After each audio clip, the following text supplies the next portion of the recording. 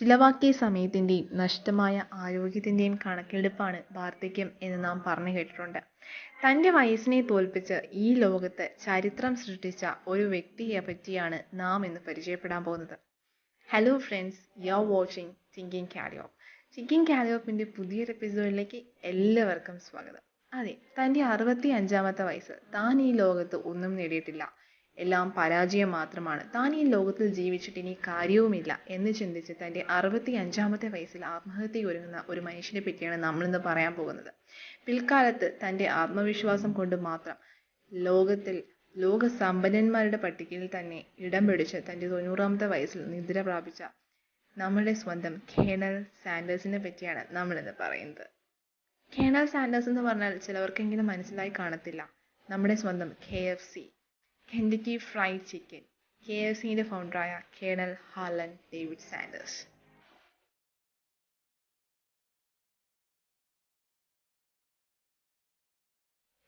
അമേരിക്കയിൽ 1890 സെപ്റ്റംബർ 9 അദ്ദേഹം ജനിക്കുകയുണ്ടായത്. അദ്ദേഹത്തിൻ്റെ കുട്ടിക്കാലം അത്ര രസകരമായിരുന്നില്ല. അദ്ദേഹത്തിൻ്റെ 5-ാമത്തെ വയസ്സിൽ തന്നെ അദ്ദേഹത്തിൻ്റെ അച്ഛനെ നഷ്ടപ്പെടുകയാണ്. അങ്ങനെ 16-ാമത്തെ വയസ്സിൽ അദ്ദേഹത്തിൻ്റെ വീട്ടിലെ സാഹചര്യങ്ങൾ കാരണം അദ്ദേഹത്തിൻ്റെ പഠിത്തം ഉപേക്ഷിക്കുകയും 17-ാമത്തെ വയസ്സിൽ അദ്ദേഹം കല്യാണം കഴിക്കുകയും ചെയ്തു. അങ്ങനെ തന്നെ 18-ാമത്തെ വയസ്സിൽ അദ്ദേഹം അച്ഛനാവുകയും 20-ാമത്തെ വയസ്സിൽ അദ്ദേഹത്തിൻ്റെ ദാമ്പത്തിക ജീവിതം അവിടെ തകരുകയാണ്. അങ്ങനെ 20-ാമത്തെ വയസ്സിൽ അദ്ദേഹം ഡിവോഴ്സ് ആവുകയാണ്.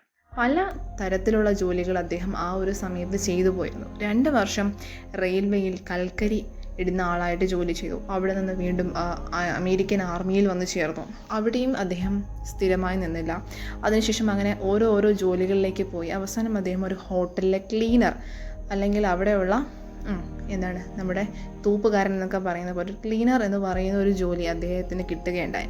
അദ്ദേഹം അവിടെ കുറേ നാളുകൾ ആ ക്ലീനറായി വർക്ക് ചെയ്തതിന് ശേഷം അദ്ദേഹത്തിന് ആ ഹോട്ടൽ അല്ലെങ്കിൽ ആ ഒരു റെസ്റ്റോറൻറ്റിൽ തന്നെ തനിക്ക് സപ്ലയറായ ഒരു പ്രമോഷൻ അവർ കൊടുത്തു. അങ്ങനെ അദ്ദേഹം സപ്ലയറായി നിൽക്കുന്ന സമയത്ത് അദ്ദേഹം തൻ്റെ സഹപ്രവർത്തകർക്ക് ചിക്കൻ കുക്ക് ചെയ്ത് കൊടുക്കുമായിരുന്നു ഇടയ്ക്ക്.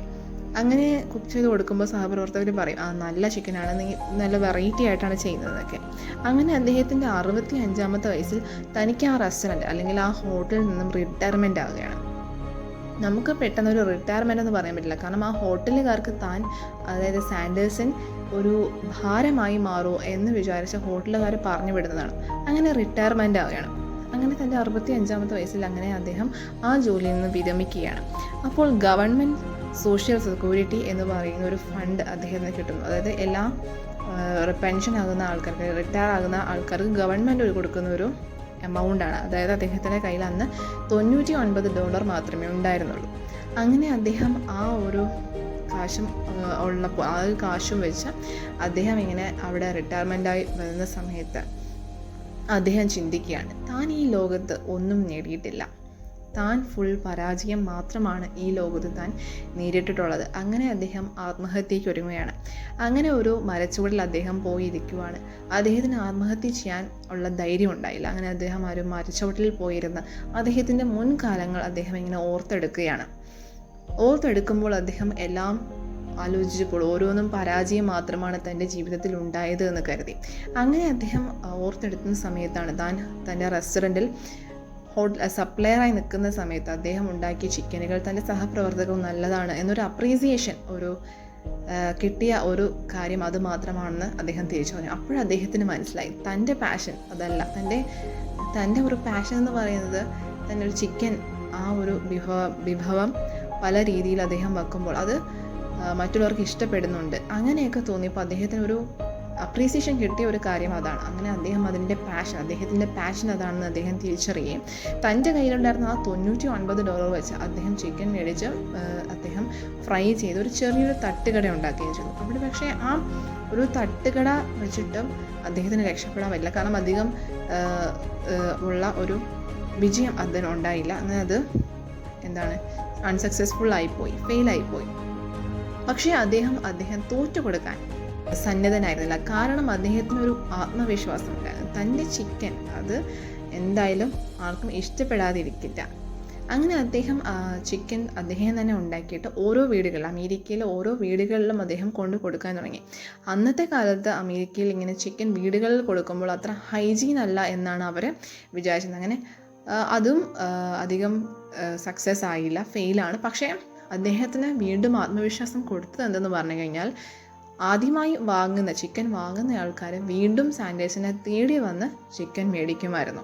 അതുകൊണ്ട് തന്നെ അദ്ദേഹത്തിൻ്റെ മനസ്സിലൊരു ആത്മവിശ്വാസം ഉണ്ടായിരുന്നു, താൻ എന്തായാലും ഒരു ദിവസം സക്സസ് ആവുമെന്ന്.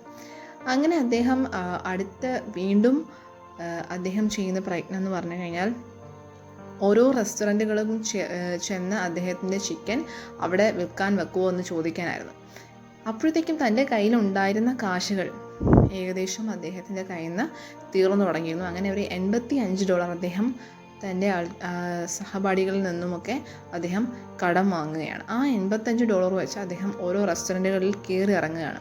അങ്ങനെ 1009 റെസ്റ്റോറൻറ്റുകൾ അദ്ദേഹത്തിൻ്റെ ചിക്കൻ വിഭവ റിജക്റ്റ് ചെയ്തു.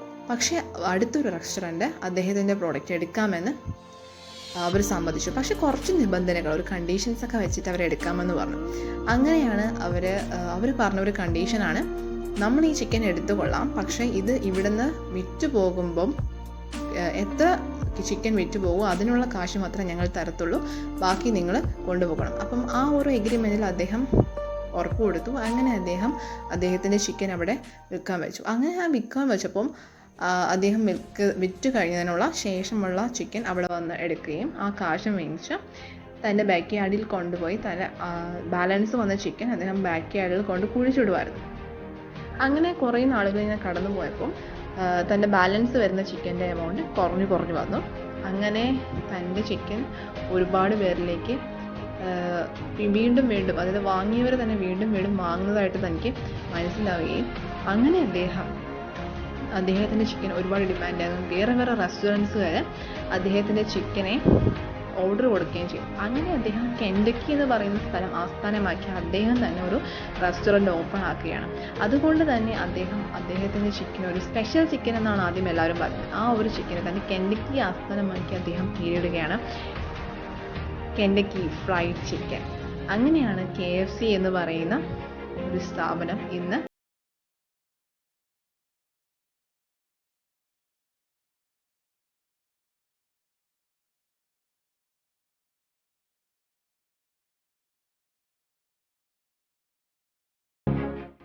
ഇന്ന് 128 കൺട്രികളിലൂടെ 20,000 അധികം ഔട്ട്ലെറ്റുകൾ നമ്മുടെ ഈ KFCക്കുണ്ട്. തൻ്റെ ആത്മവിശ്വാസം കൊണ്ട് മാത്രം വിജയത്തിലേക്ക് എത്തിയ ഒരാളാണ് കേണൽ ഹെർലൻഡ് ഡേവിഡ് സാൻഡേഴ്സൺ. അദ്ദേഹം ഒരു കാര്യം അദ്ദേഹത്തിൻ്റെ ലൈഫിൽ പറയുന്നുണ്ട്, 2 റൂളുകൾ നിങ്ങൾ വിചാരിക്കുക. നിങ്ങൾക്ക് സാധിക്കുന്ന കാര്യങ്ങൾ നിങ്ങൾ ചെയ്യുക, അതും ഏറ്റവും ഭംഗിയായി തന്നെ ചെയ്യുക. നിങ്ങൾ ഈ ലോകത്ത് എന്തെങ്കിലും ഒന്നായി തീരണമെന്നുണ്ടെങ്കിൽ അത് മാത്രമാണ് നിങ്ങൾക്കുള്ള ഒരു വഴി. So that's all for today. Believe in yourself and goodbye.